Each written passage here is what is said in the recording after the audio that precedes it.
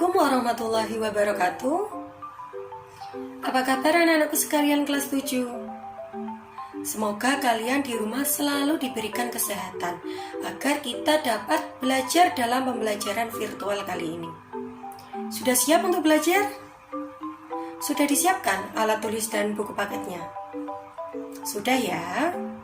Nah, sebelum kita memulai pembelajaran, alangkah baiknya kita mulai dengan doa terlebih dahulu agar ilmu yang kita dapat bisa bermanfaat bagi kita semua.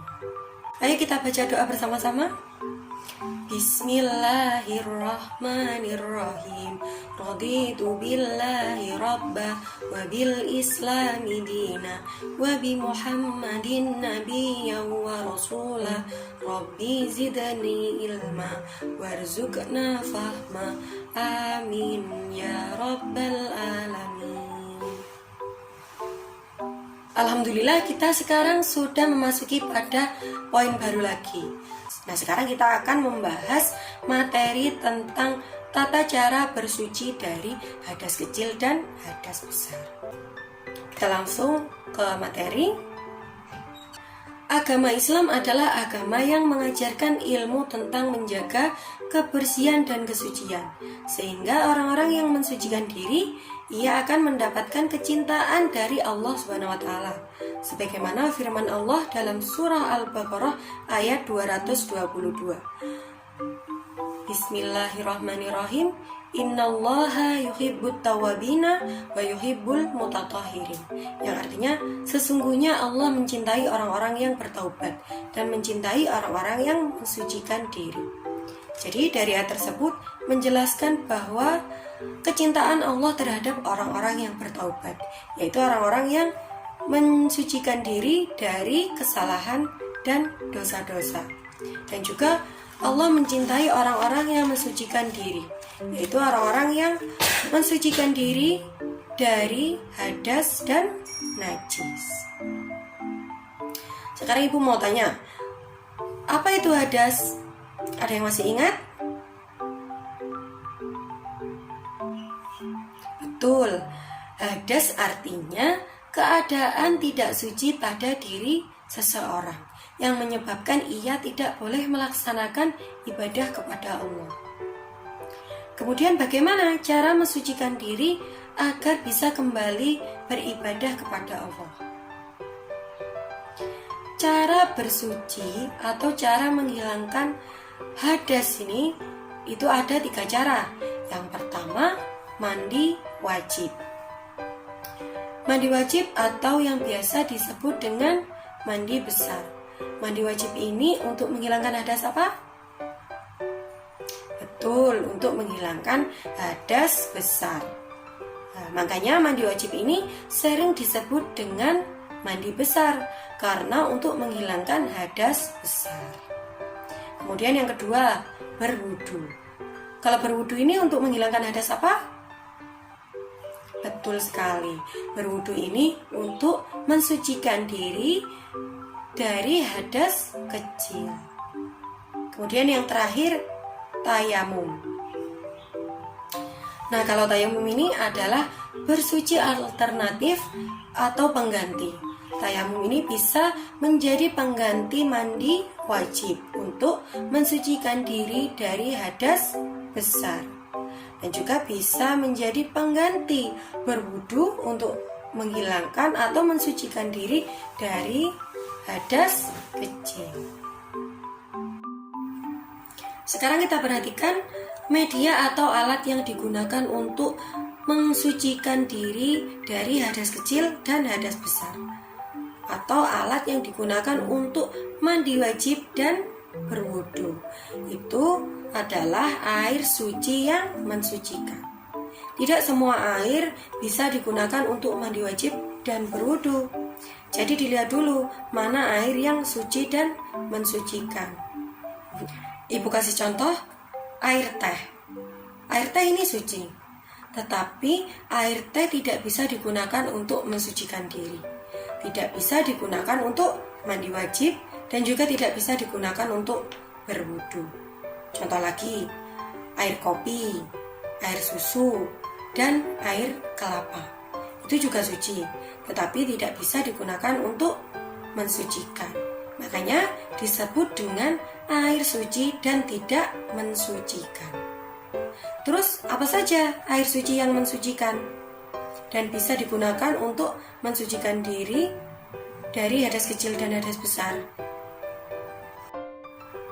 Ada 7 macam air yang bisa digunakan untuk mandi wajib dan berwudu. Apa saja itu? Air hujan, air laut, air sungai, air sumur, air dari mata air, air es, dan air embun. 7 macam air itu adalah jenis air yang suci dan mensucikan. Jadi bisa dipahami, tidak semua air suci itu bisa digunakan untuk mandi wajib dan berwudu. Nah, kemudian tayamum. Tayamum ini adalah cara bersuci dari hadas kecil dan hadas besar sebagai pengganti berwudu dan mandi wajib. Akan tetapi, tayamum ini tidak menggunakan air, melainkan menggunakan debu untuk bersuci. Debu yang digunakan untuk tayamum ini debu yang ada di sekitar kita, debu yang suci. Contohnya debu yang ada di meja, debu yang ada di dinding, dan lain sebagainya.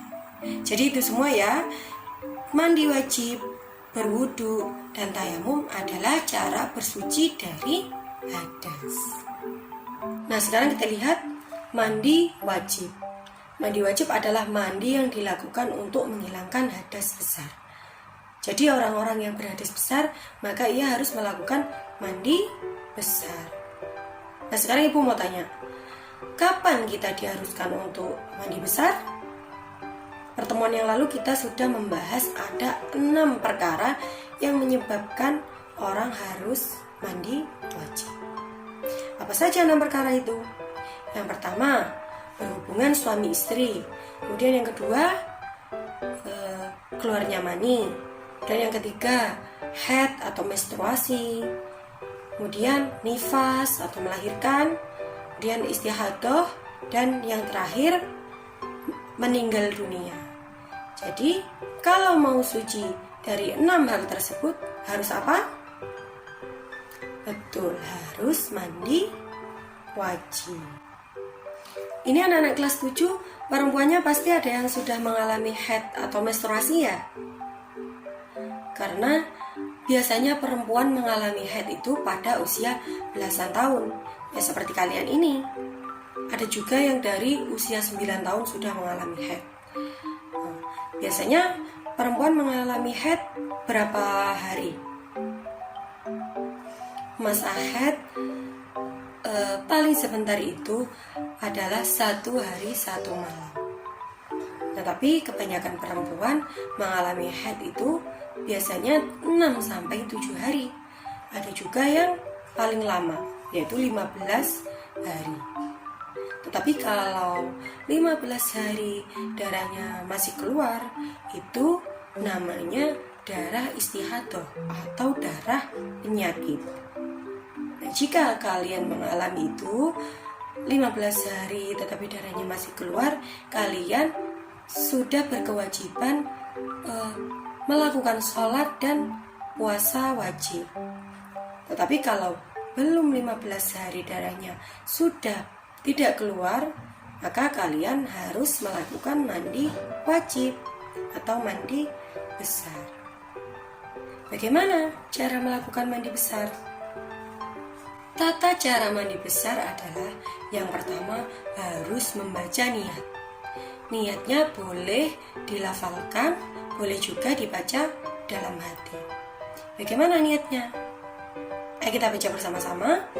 Bismillahirrahmanirrahim. Nawaitul ghusla li raf'il hadasil akbari fardhan lillahi ta'ala. Dan juga bisa dibaca niatnya dalam hati. Saya berniat mandi untuk menghilangkan hadas besar karena Allah Ta'ala. Setelah membaca niat, kita harus menghilangkan najis yang ada di badan kita. Misalnya kita terkena tetesan darah atau yang lainnya. Jadi harus dihilangkan dulu najis yang ada di badan kita. Setelah itu kita membasahi tubuh dari ujung rambut sampai ujung kaki. Jadi ini seluruh tubuh harus basah semua. Ya. Selain itu, pada saat mandi wajib kita juga disunahkan untuk membaca basmalah terlebih dahulu, kemudian berwudu. Kita juga disunahkan untuk mendahulukan tubuh bagian kanan daripada yang kiri. Jadi begitu ya tata cara mandi wajib. Oke, selanjutnya berwudu. Wudu ini sering kita lakukan. Berwudu adalah cara mensucikan diri dari hadas kecil. Rasulullah SAW bersabda, "La tuqbalu sholatu man ahdatha hatta yatawaddo," yang artinya tidak akan diterima sholat orang hadas sampai ia berwudu. Hadis riwayat Bukhari dari Abu Hurairah. Nah, dari hadis tersebut dijelaskan bahwa sholatnya orang-orang yang berhadas tidak akan diterima kalau ia tidak berwudu. Selain itu, sholat juga tidak akan diterima kalau wudunya tidak benar. Nah, yang berwudu aja tetapi tidak benar, tidak sah, apalagi yang tidak berwudu. Pasti jelas tidak sah. Maka dari itu kita harus belajar tata cara berwudu yang benar dan sesuai dengan syariat Islam. Bagaimana cara berwudu yang sesuai dengan syariat Islam? Nah, yang pertama, kita harus membaca niat. Boleh dibaca dalam hati, boleh juga dilafalkan. Kita baca bersama-sama ya. Bismillahirrahmanirrahim. Nawaitul wudu'a li raf'il hadasil asghari fardhan lillahi ta'ala. Nah, boleh juga dilafalkan dengan bahasa Indonesia. Saya niat wudu untuk menghilangkan hadas kecil karena Allah Ta'ala. Nah, setelah membaca niat, kita disunahkan untuk mencuci telapak tangan. Kemudian berkumur dan membersihkan lubang hidung. Jadi setelah membaca niat, kita disunahkan untuk mencuci telapak tangan. Jangan lupa sampai ke sela-sela jari juga, ya. Nah, setelah itu membasuh muka. Setelah membasuh muka, kita membasuh kedua tangan dari tangan kanan. Membasuh tangan sampai siku-siku. Nah, kemudian kita membasuh kepala. Ini ya. Setelah membasuh kepala, kita disunahkan untuk membasuh telinga juga. Ini dari kanan ke kiri. Kemudian membasuh kaki sampai mata kaki. Dan yang terakhir, tertib. Apa itu tertib? Tertib adalah dilakukan secara berurutan.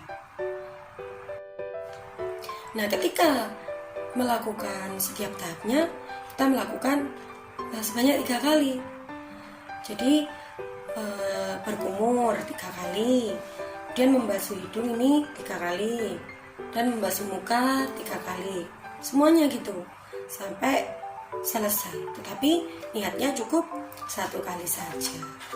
Nah, selesai berwudu, kita juga disunahkan untuk membaca doa sesudah wudu. Ayo kita baca bersama-sama. Bismillahirrahmanirrahim. Asyhadu an la ilaha illallah wahdahu la syarikalah wa asyhadu anna Muhammadan abduhu wa rasuluh. Allahumma ij'alni minat tawwabin waj'alni minal mutatahhirin waj'alni min ibadikas sholihin. Amin. Jadi begitu ya tata cara berwudu yang sesuai dengan syariat Islam. Sekarang kita berpindah ke tayamum. Tayamum adalah cara bersuci dari hadas kecil dan hadas besar dengan menggunakan debu yang suci sebagai pengganti air. Nah, kapan tayamum ini diperbolehkan?